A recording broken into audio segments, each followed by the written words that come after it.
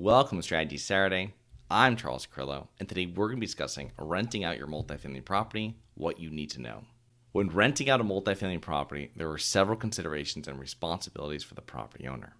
Number one are the legal considerations, knowing your local laws. Review local property owner tenant laws as they can vary widely. And does your market have rent control regulations? What are the eviction laws and fair housing practices? Even if you're not self-managing the property and you have an attorney who is assisting you, you need to know the local landlord laws and regulations. Next is tenant screening. Now, tenant screening is the most important part of renting multifamily properties. If you get the right tenants in and your screening is correct, you've avoided most landlord issues.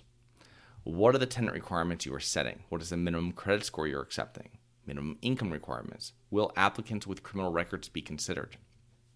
And what program are you using to verify the validity of the applicant's information?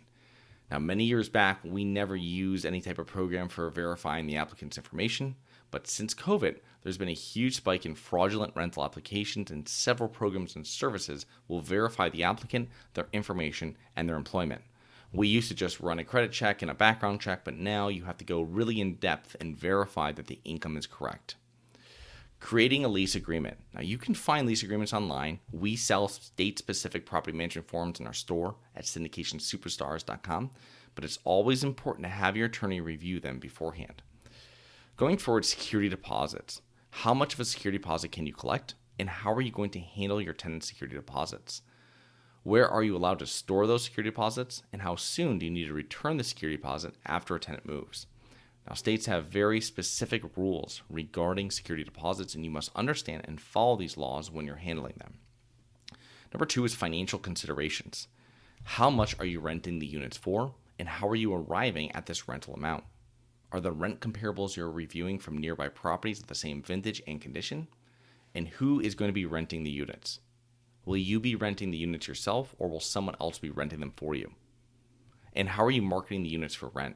There are several good free and low-cost paid options online, and when inquiries come in, ask them how they found out about the unit for rent.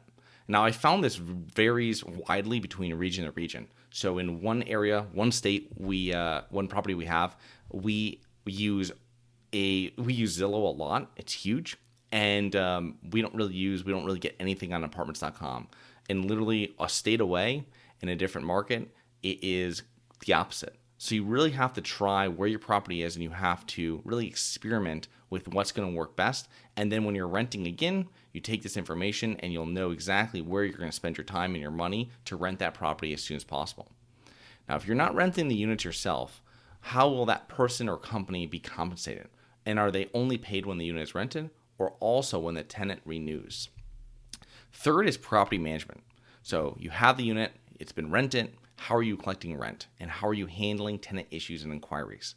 Having a system to collect rent and respond quickly to tenant issues is paramount to being a successful multifamily property owner. I would find an online portal to streamline the rent collection process. That's number one.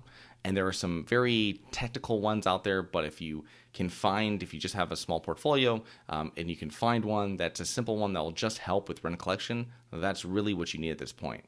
Now that rent collection is automated, how are you handling tenant issues and emergencies, possibly in the same portal?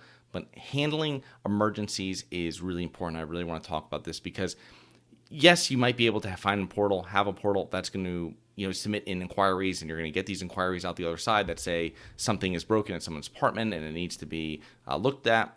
But when you're dealing with emergencies, you really want to have, and you really need to have a phone number.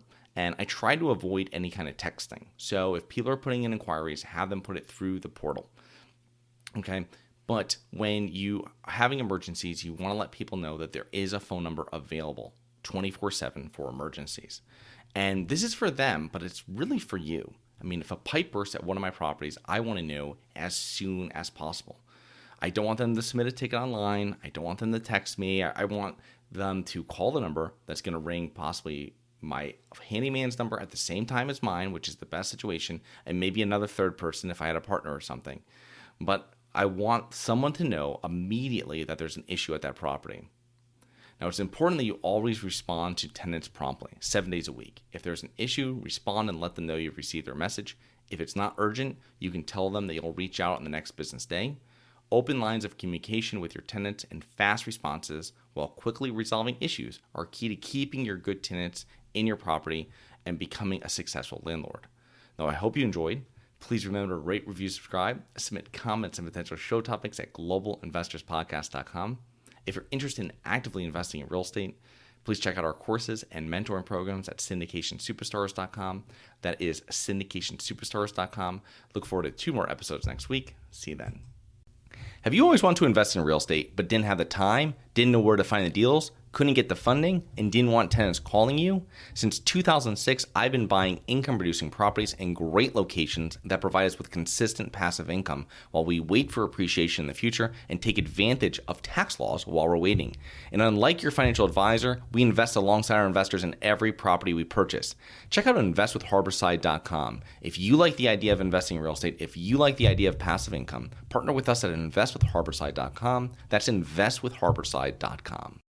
Nothing in this episode should be considered specific, personal, or professional advice. Any investment opportunities mentioned on this podcast are limited to accredited investors. Any investments will only be made with proper disclosure, subscription documentation, and are subject to all applicable laws. Please consult an appropriate tax, legal, real estate, financial, or business professional for individualized advice. Opinions of guests are their own. Information is not guaranteed. All investment strategies have the potential for profit or loss. The host is operating on behalf of Syndication Superstars, LLC exclusively.